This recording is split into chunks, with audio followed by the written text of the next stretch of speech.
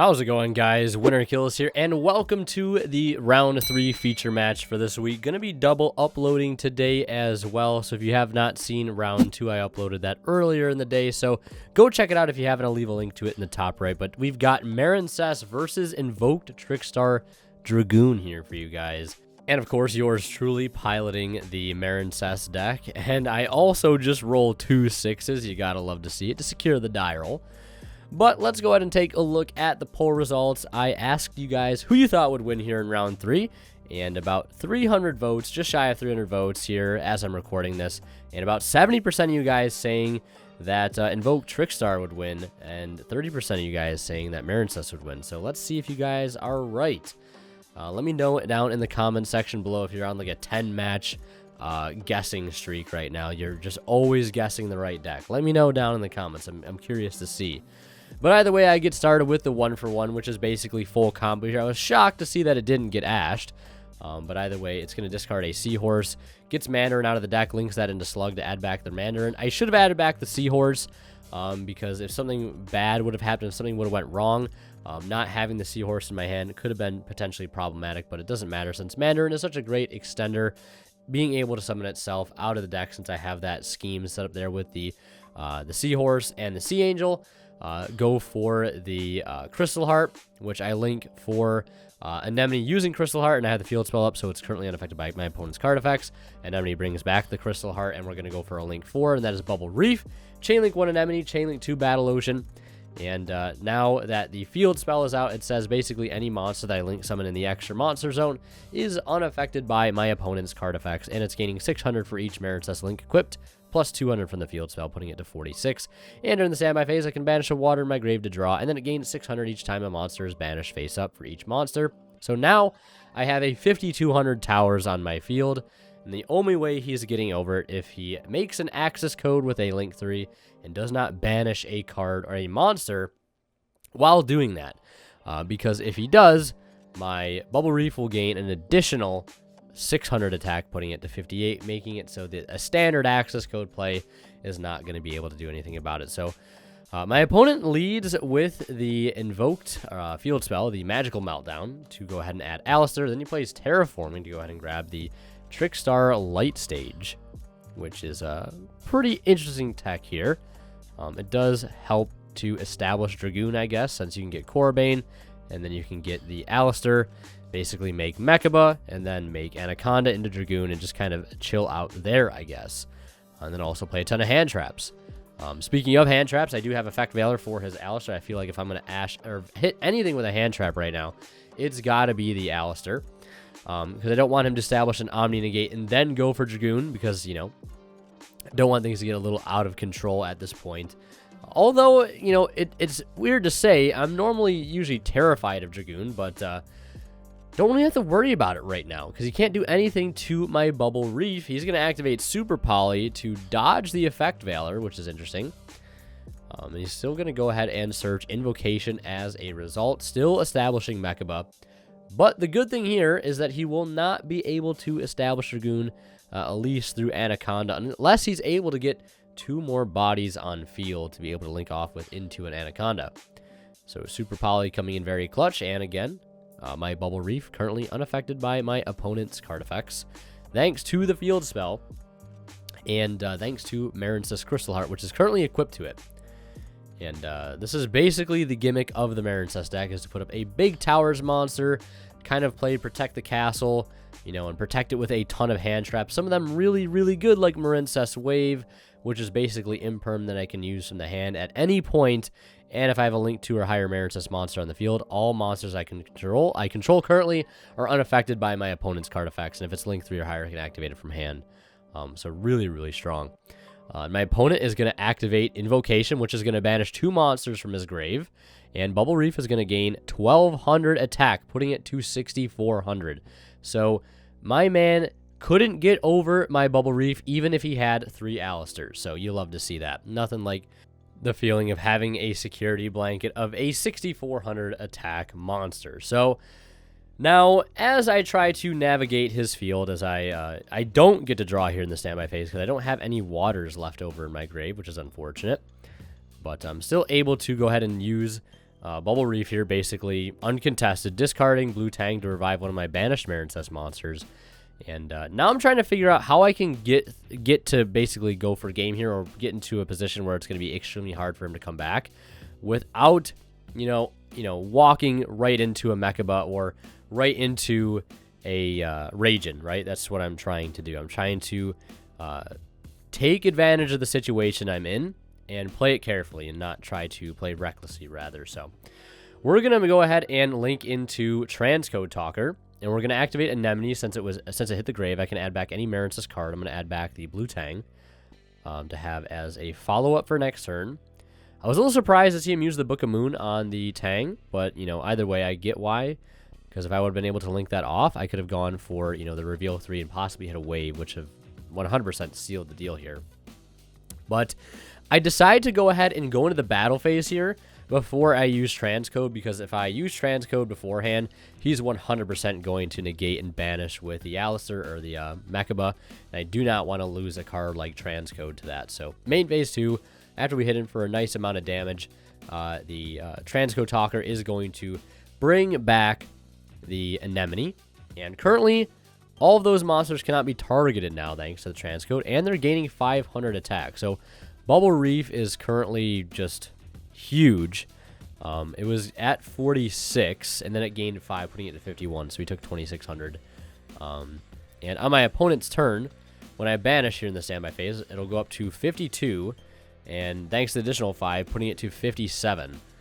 So it is a huge, huge Bubble Reef. My opponent's going to activate Red Eyes Fusion. Now, normally I would be scared, but I'm just not, because again, yes, he can pop, you know, Transcode, he can pop Anemone, he can pop the face down Blue Tang, but he cannot pop the thing that matters the most, and that is Bubble Reef. So Bubble Reef just controlling the game right here. You gotta love to see it. So my opponent here had to take a decent amount of time to kind of think this through. I think he was trying to do as much math as he possibly could. Because, I mean, at this point, like, it's one of those situations where it seems like maybe you could go for a game, right? Especially, you know, if you can, like, use Mechaba, or Ragin, rather, to be able to negate with Dragoon, and then gain the 1,000 attack, putting Red Eyes Dark Dragoon up to 4k, and then popping, like, Transcode in my set, burning for 23 and 15, and then attacking over at 4k over top an enemy, right? That's still not game.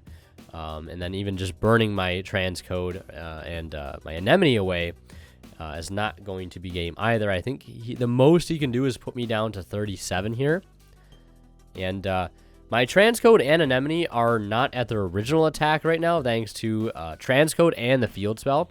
So Anemone is currently at 27, thanks to Transcode and the field spell, and obviously Transcode's at 28. But Dragoon, luckily, as an insane card as it is, it burns for the original attack of the monster. So I won't take 28 and 27. Instead, I'll take 23 and 2,000, as first he pops the Transcode, and then he does go ahead and pop the Anemone, which I think I use the add back effect. I'm not sure if I do. But either way, yeah, he's going to go ahead and blow it up, and I take 2,000. And yeah, I don't think I use Anemone's effect, because I'd rather keep the Seahorse engraved to have as an extender to bring out something like Blue Tang from my hand next turn without using my normal battle phase. Clears the Tang and passes turn. During standby phase, I go ahead and banish the Coral Anemone to draw again and gain another 6. We draw into a Marincess wave, and now I'm feeling really, really good. Adjust the posture there to kind of indicate that I drew really well, which is something I shouldn't have done. Don't want to give away things like that if you can. Try to maintain a similar posture throughout the game if you don't want to give away any free information to your opponent, unless you want to, I guess. But either way, I just go straight into the battle phase here because, again, I'm just trying to play it safe. I'm in a really good position right now, and it doesn't seem like there's much my opponent can do to out this field, especially now that I've drawn Wave. If he clears the field spell, really don't care too much because I can get Wave, and I can keep getting it back to my hand with the help of Anemone and cards like Marbled Rock, especially since I have Bell in hand too, and Effect Veiler, so, like, again, I'm just kind of chilling. Hit over the Ragin for a decent chunk of damage, and I just pass turn, standby phase, banish the Blue Tang to draw. We draw into Ash, Blossom, and Joyous Spring. So feeling really, really, really good here. So my opponent is going to normal summon Alistair, and I've got the Valor, right? So I'm like, you know what? I could Ash, I could Valor. I'd rather save the Valor, though, or use the Valor here and save the Ash for something else. So my opponent goes to negate with Dragoon, and I activate the wave, and I try to target the Dragoon. I'm like, wait, I can't do that. But what I should have done is just target the Alistair. Not that it really matters too much, because my opponent is going to have to really try as hard as he possibly can to get over this Bubble Reef, which is currently sitting again at 5,200. Dragoon is now at 4,000, which is close, but I bell the Invocation here, and I think that's going to, seal the deal, as they say. Bell, a really, really strong card. I mean, he does have Dragoon on board, is at 4,000, but, like, still not a whole lot he can do. So instead of scooping, he just goes ahead and passes it back to me, probably trying to see if I can close out game here, and I was more than happy to prove that here. I also have double Signet Mining in hand, too, which was hilarious. So I just normal summon the Blue Tang and special summon out the inherent summon of the Seahorse. And I drew Silent Angler, too, so I'm like, this is just free discard fodder for my Bubble Reef. And that's one of the great things about Bubble Reef here, as I do some math, is that you can use it during, obviously during your main phase to revive a banished Marincess. And they just really can't respond to it because it's unaffected by card effects. So you just get a free Link 2 body on field to do whatever. With. And it's so easy to step up into transcode because you're just not giving your opponent the opportunity to respond because, Seahorse is an inherent summon, maybe you normal and no effect. You bring back Anemone, they can't do anything to it, and then you go right into a transcode and then even into an access code. So we go into the battle phase and just ends up being game with the help of the field spell there. And we go ahead and go into game 2.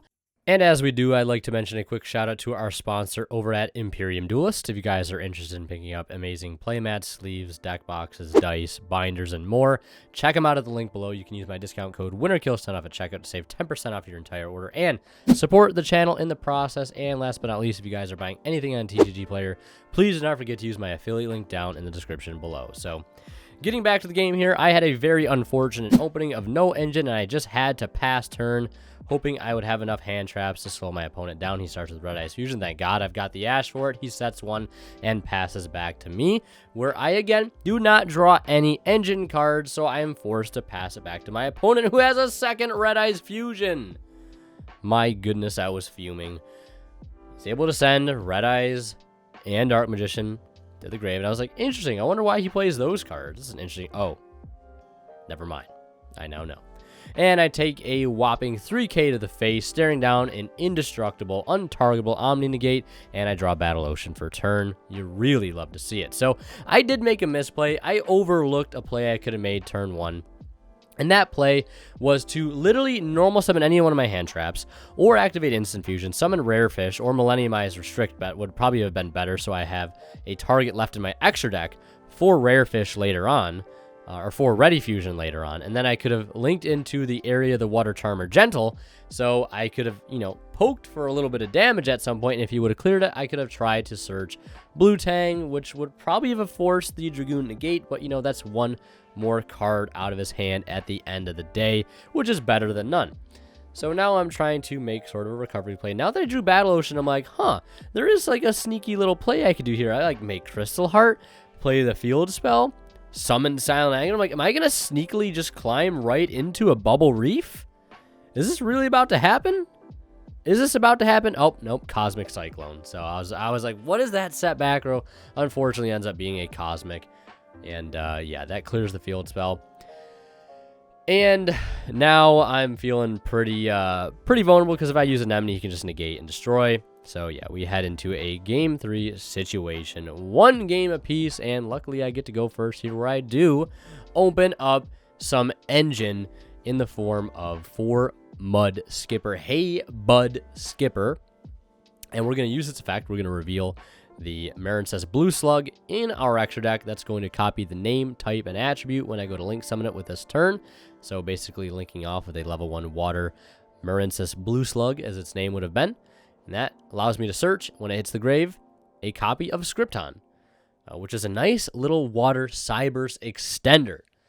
Really amazing card. And not to mention, if I needed it to, could have searched me a copy of the Anti-Human Intelligence Messiah, which is a really, really good side deck card against VW, even against maybe like a deck like Phantom Knight potentially.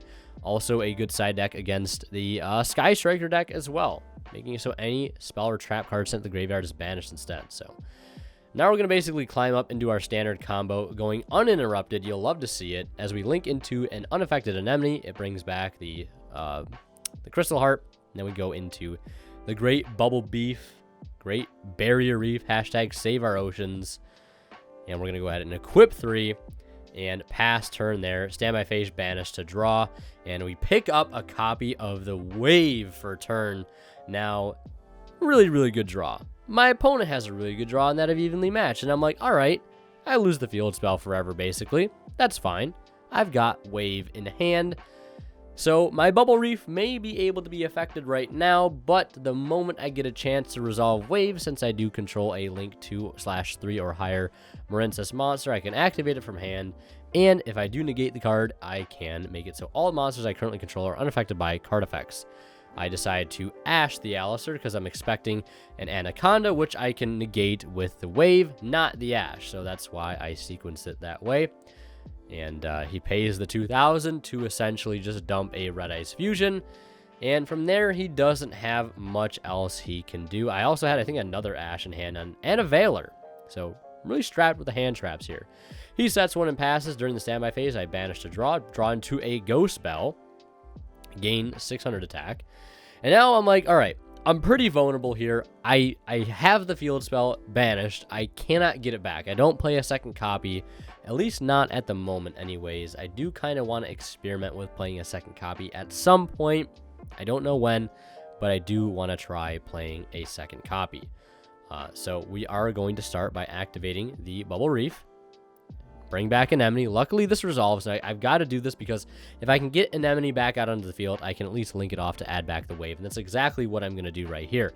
Special summon out the Seahorse, go into Transcode Talker, and Anemone is luckily going to be able to secure the Wave and add it back to my hand. And then we use Transcode to revive Anemone. And right now, feeling pretty strong. The Bubble Reef is currently at 4,000 because it was gaining 600 from its effect in the standby phase because I banished a monster, and then 500 from the transcode. So it'd actually be at 37. That's just going to be game right there anyways, since he was only at 6,000 and I had a ton of hand traps to boot. So that is going to do it for this one. If you guys want to see more of my content, click on one of the videos popping up on the bottom of the screen right now. And last but not least, I want to give a special shout out to all of the Divine Level channel members who go above and beyond to support, and they are Cadillacs84, Pony Stark, Keith Sidgers, and Daryl Bess.